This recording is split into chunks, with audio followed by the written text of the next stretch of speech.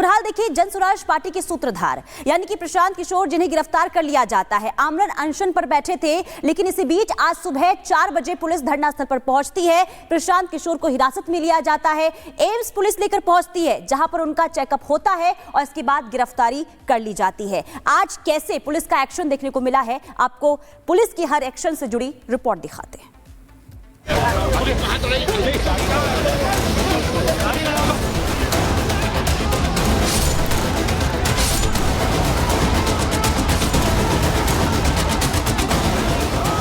अनशन में भूख हड़ताल पर बैठे प्रशांत किशोर और इसके बाद समर्थकों का हंगामा और प्रदर्शन। तस्वीरें बिहार की राजधानी पटना के गांधी मैदान की हैं, जिसे अब पुलिस ने खाली करा लिया। बीपीएससी की प्रारंभिक परीक्षा को रद्द करने की मांग को लेकर पटना के गांधी मैदान में आमरण अनशन पर बैठे प्रशांत किशोर और कुछ प्रदर्शनकारियों को पुलिस ने गिरफ्तार कर लिया।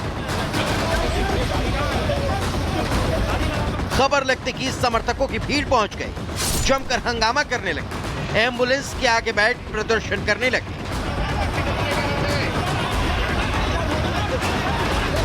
प्रशांत किशोर के समर्थकों का आरोप, पुलिस जिस वक्त उन्हें गिरफ्त में लेने पहुंची, वहां मौजूद समर्थकों ने प्रशांत किशोर को चारों तरफ से घेर लिया और वहीं पर लेट गए। पुलिस से उन्हें न ले जाने की गुहार लगाने लगे।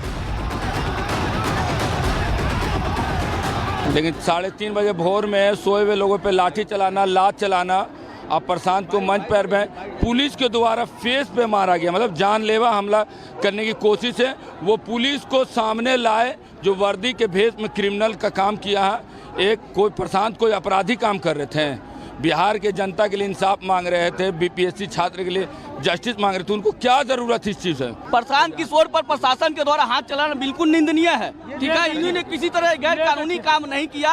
एक जगह पे उन्होंने सत्याग्रह का काम किया। पुलिस अरे तो प्रशांत सर का ये चश्मा देखिए, उठा करके फेंका गया। जब मैं बचाने के लिए गया तो उठा करके हमको इसमें चोट लगी है, इसमें चोट लगी है। इसके बाद जब मैं गया तो वो जो है गाली गलौज किया।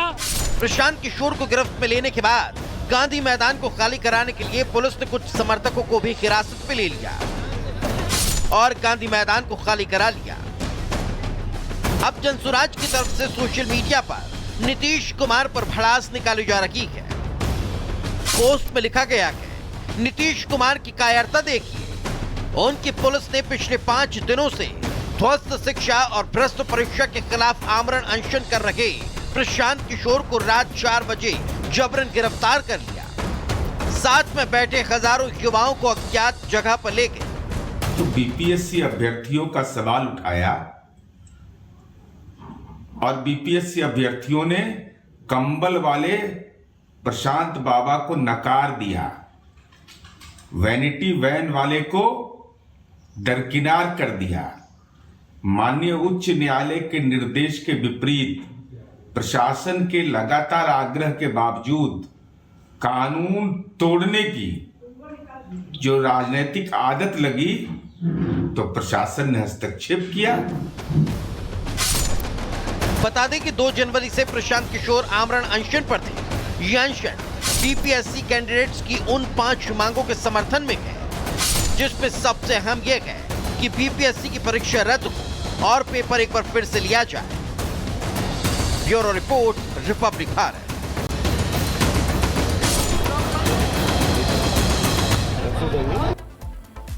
दिल्ली में बजेगी चुनावी रणभेरी। जी हां, दिल्ली विधानसभा चुनाव का शंखनाद हो चुका है और इस बीच ये उम्मीद जताई जा रही है कि आज या कल चुनावों की तारीख का ऐलान संभव।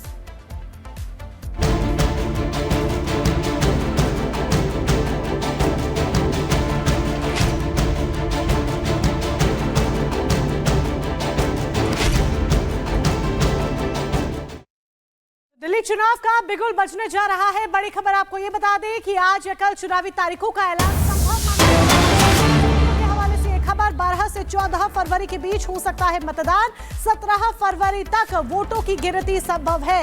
18 फरवरी को रिटायर हो रहे हैं सीईसी राजीव कुमार। सीईसी राजीव कुमार के रिटायरमेंट से पहले चुनाव संभव माना जा रहा है। आपको बता दें 23 फरवरी को खत्म हो रहा है दिल्ली विधानसभा का कार्यकाल और यही एक बड़ी वजह है कि दिल्ली विधानसभा चुनाव 12 से 14 फरवरी के बीच कराए जा सकते हैं, मतदान कराया जा सकता है। ये बड़ी खबर निकलकर सामने आ रही है। सूत्रों के हवाले से बड़ी जानकारी, आज या कल में ऐलान संभव माना जा रहा है, यानी कि चुनावी वो तारीखें सामने आ जाएंगी जब दिल्ली की जनता अपनी सरकार चुनने के लिए अपने मतदान का इस्तेमाल करेगी। और इसी खबर पर अखिलेश जी हमारे साथ तमाम जानकारी के साथ जुड़ चुके हैं। अखिलेश जी, दिल्ली चुनाव पर सबकी निगाहें टिकी हुई है, क्या माना जाए, आज चुनाव की तारीखों का ऐलान हो सकता है? बिल्कुल मानकर चलिए कि उल्टी गिनती शुरू हो गई है तारीखों के ऐलान की।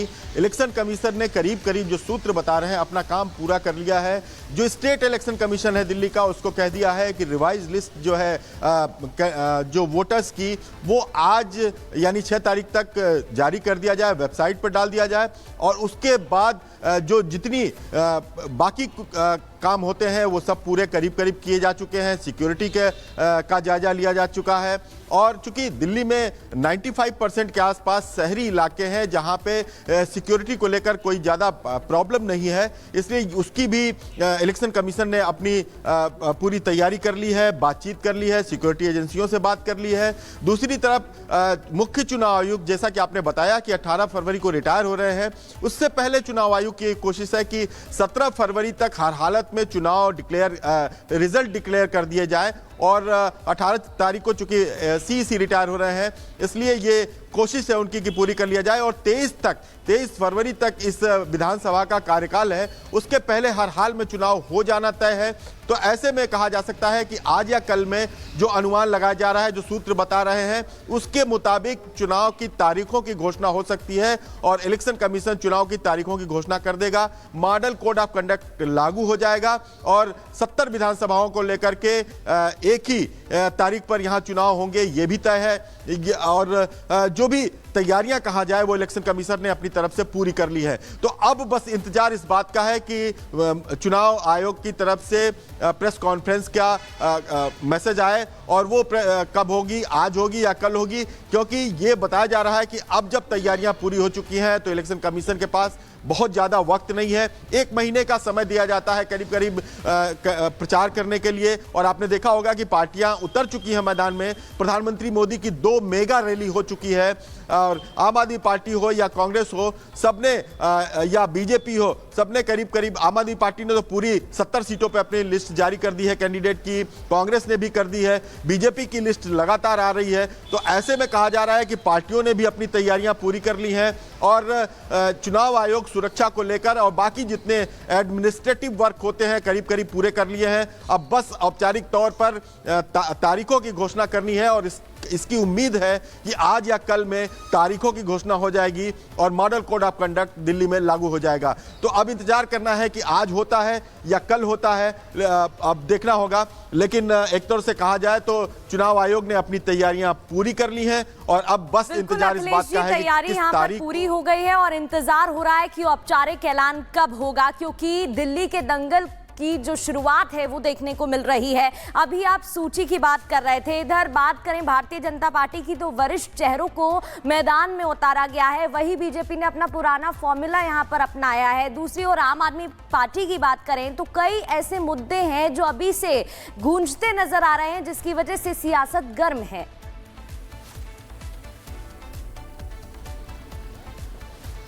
बिल्कुल, आम आदमी पार्टी ने जहां अपने सारे मुद्दे जनता के सामने रख दिए हैं, जिसमें ज़्यादा तौर पर महिलाओं को 2100 रुपया देने की बात हो या फिर वृद्ध लोगों को 60 साल के ऊपर हैं उनको मुफ्त चिकित्सा सुविधा देने की बात हो, बसों का अपना जो उन्होंने फ्री किया है उसको लेकर के मैदान में उतरी है, पानी की फ्री की बात को लेकर उतरी है। तो आम आदमी पार्टी लगातार इस बात की कोशिश में है कि उसके जितने मुद्दे हैं जनता के बीच जाए और जनता को लेकर उनके वॉलंटियर लगातार जनता के बीच जा रहे हैं। बीजेपी भी लगातार